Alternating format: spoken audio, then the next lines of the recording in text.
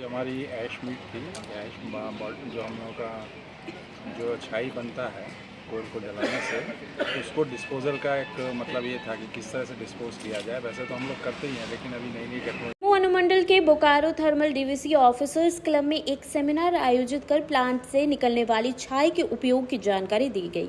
साथ ही Bokaro thermal plant से निकलने वाली छाई का उपयोग करने वाले ग्रामीणों, ईंट भट्टा मालिकों, ठेकेदारों सहित सीमेंट फैक्ट्री के मालिकों को हर तरह का सहयोग देने का आश्वासन डीवीसी प्रबंधन ने दिया।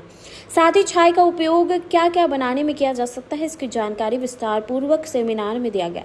साथ ही डीवीसी एस पोन से छाई ट्रांसपोर्टिंग करने वाले ठेकेदारों को ट्रांसपोर्टिंग के दौरान प्रदूषण न फैलाने की हिदायत भी दी गई। छाई लदे हाईवा डंफरों को अच्छी तरीके से तिरपाल से ढकने का निर्देश दिया गया। कार्यक्रम की शुरुआत बोकारो थर्मल प्लांट के वरीय महाप्रबंधक सह परियोजना प्रबंधक सुशील कुमार आरजिया, कोडरमा प्लांट के परियोजना प्रधान मनोज कुमार ठाकुर, चंद्रपुरा प्लांट के परियोजना प्रधान वो एन मिश्रा, उप महाप्रबंधक बीजी होलकर, धनबाद पर्यावरण विभाग IIT धनबाद के विश्वजीत पॉल ने संयुक्त रूप से दीप प्रज्वलित कर किया। कार्यक्रम को संबोधित करते हुए वरीय प्रबंधक सह परियोजना प्रधान सुशील कुमार अर्जुरिया ने कहा कि पूर्व में प्लांट से निकलने वाले छाई का इस्तेमाल नहीं के बराबर होता था, क्योंकि लोगों के बीच कई तरह के आशंकाएं फैली हुई थी।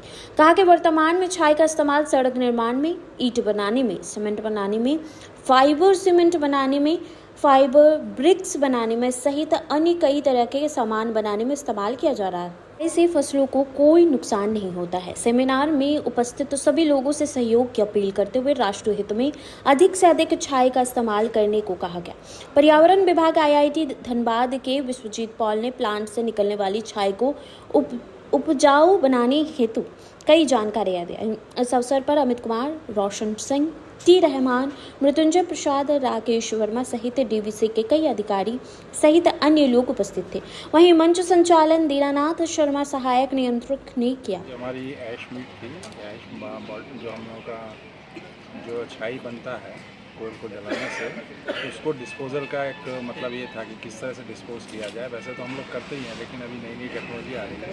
नई टेक्नोलॉजी को कैसे यूज़ किया जाए, जैसे हमारा MPL आया था, उसने प्रेजेंटेशन दिया कि वो लोग क्या कर रहे हैं, बिन सिस्टम ला रहे हैं। बिन सिस्टम का हम लोगों का भी प्रपोजल है कि बिन सिस्टम होगा तो बॉटम ऐश को हम लोग डायरेक्ट बिन में ट्रक में करके सीधा डेस्टिनेशन पहुँचा देंगे, मतलब ऐश पॉन्ड का लोड घट जाएगा। तो इसी सब पे विचार हुआ।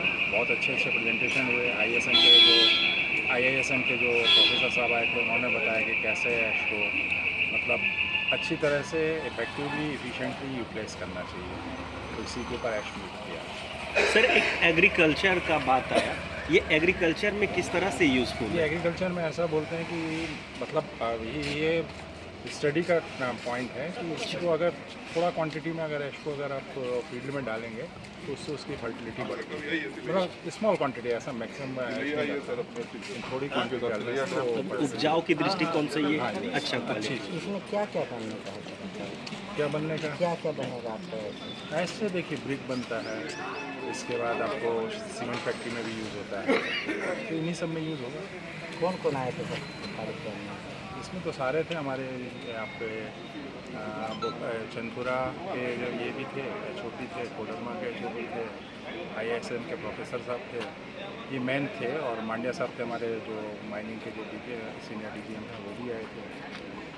तो मेन यही थे, और बाकी सब एस टेकर भी थे, जैसे हमारे MPL था जो हम लोगों का एक जॉइंट वेंचर है MPL के साथ, तो MPL था। BCL है जो आपको ये है मतलब बोकारो स्टील कंपनी का जो है, उसके भी रिप्रेजेंटेटिव आए थे, तो काफ़ी लोग आए। इसका आयोजन का पर्पस था कि ऐश का यूटिलाइजेशन का अवेयरनेस क्रिएट करना among the users, among the public, among education institute, among the thermal power plant. यहाँ पे बहुत सारे थर्मल पावर प्लांट का इंचार्जेस आए थे, जैसे DVC का बहुत सारे यूनिट है, टाटाज का है, माइथन पावर लिमिटेड है, लोग सब आए थे। तो आज अच्छा चर्चा हुई regarding utilization of fly ash. और फ्लाई ऐश का यूटिलाइजेशन का बहुत सारे एडवांटेजेस है, लाइक पोल्यूशन रिडक्शन में है, सस्ता में रोड बनाना, एम्बैंकमेंट बनाना, रेलवेज़ का नया कॉरिडोर जब बनेंगे तो फ्लाई ऐश का यूटिलाइज होगा। और फ्लाई ऐश का बहुत सारे यूटिलाइजेशन है जिसको लोगों को मालूम नहीं है। जैसे उनसे छोटा छोटा कण निकलते हैं सेनोस्फीयर, वो उनका मेडिकल भी यूज़ होता है, उनका एरोप्लेन में भी बहुत सारे यूज़ होता है, इंसुलेशन में यूज़ होता है। तो अगर छोटा छोटा स्टार्टअप ये सब में भी आ जाए तो यहाँ का इकोनॉमी भी अच्छा होगा। इसमें सर किसी भी तरह का जो अगर कोई कार्य करना चाह रहे हैं किसी भी लाइन पर देश को लेकर, तो क्या ये डीवीसी प्रबंधन की तरफ से उसके लिए कुछ ऐसा विशेष पैकेज वगैरह या कुछ? विशेष पैकेज डीवीसी की तरफ से है कि नहीं ये तो नहीं बोल पाऊँगा, लेकिन हाँ इंडियन स्कूल ऑफ माइंस में ISM धनबाद में, जो अभी IIT ISM धनबाद बोलते हैं, यहाँ पे टेक्निकल इनोवेशंस का बहुत सारे स्कोप है।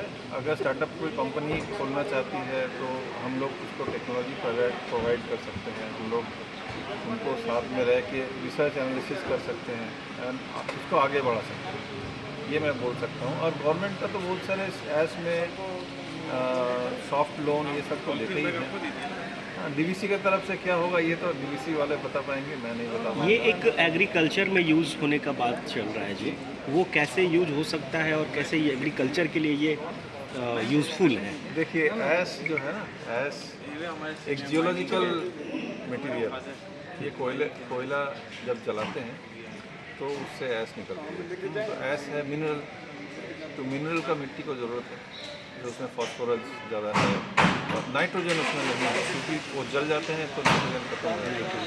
तो उसमें थोड़ा सॉयल और कंपोस्ट मिलाना ही पड़ेगा तभी जाके होगा। लेकिन अगर सिर्फ ऐश मिलाना चाहते हैं, इसका मतलब क्या है कि आप जो मिट्टी बहुत ही क्लेई सॉयल है, मतलब चीटा मिट्टी जो होती है, उसमें रूट पेनिट्रेशन के लिए दिक्कत होता है। उसमें अगर फ्लाई ऐश मिलाएंगे तो हो सकता है कि मैंने वो मिट्टी और अच्छा हो और रूट पेनिट्रेशन उसमें ज़्यादा हो। लेकिन हाँ, फ्लाई ऐश में अगर कोई कॉन्टामिनेशन है उसको एनालिसिस करके ही देखना होगा, क्योंकि मान लीजिए उसमें कोई अगर हेवी मेटल रहेगा तो वो प्लांट में फिर अपटेक होगा। बिना स्टडी का उसको नहीं कोई भी फ्लाई ऐश नहीं डालना चाहिए, क्योंकि हर एक थर्मल पावर प्लांट में ना अलग अलग जगह से आपका कोयला आता है, तो वो कोयला कहाँ से आता है ये पता नहीं।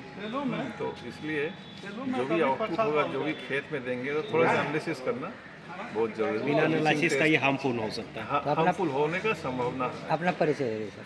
मेरा नाम प्रोफेसर विश्वजीत पॉल, भारतीय खनिज विद्यापीठ जो IIT ISM धनबाद, इसमें प्रोफेसर हूँ पर्यावरण विभाग में। Thank you very much.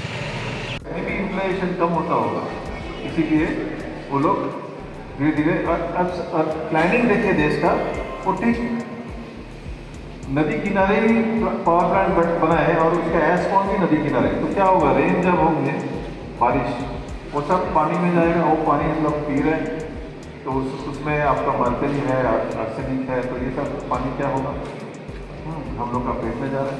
तो इसको हम लोग को प्लान करके करना चाहिए था, थोड़ा सा दूर भी फ्रॉम द रिवर।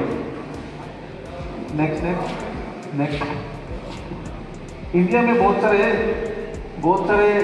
रिसर्च हुआ एंड सर्कुलर्स भी आए, लेकिन 1990s में लोग समझा कि भाई एनवायरमेंटल प्रॉब्लम है, क्योंकि प्रोडक्शन बढ़ रहा है और पावर प्लांट भी बढ़ रहे हैं और फ्लाई ऐश भी, the quantity of fly ash generation is also increasing.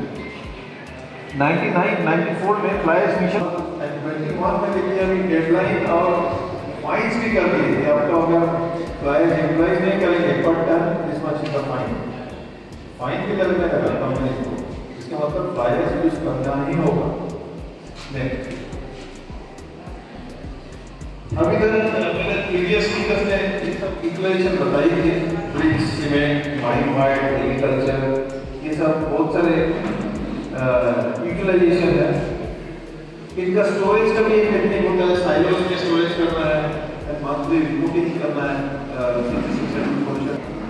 Agriculture हाँ मैं दिखाता हूँ सर, मैं बताता हूँ, कुछ स्लाइड्स है उसके बाद। हाँ एंड कॉन्ग्रेचुलेशन, आप लोग 100% से ज़्यादा फ्लाई ऐश यूटिलाइजेशन कर रहे हैं, ये बहुत अच्छा खबर है हमारे लिए। नेक्स्ट ये देखिए कि मैं जब पीएचडी किया था 2005 में, उसका स्लाइड यहाँ पे ले आया। उस समय यही सब यूटिलाइजेशन था, लो वैल्यू मतलब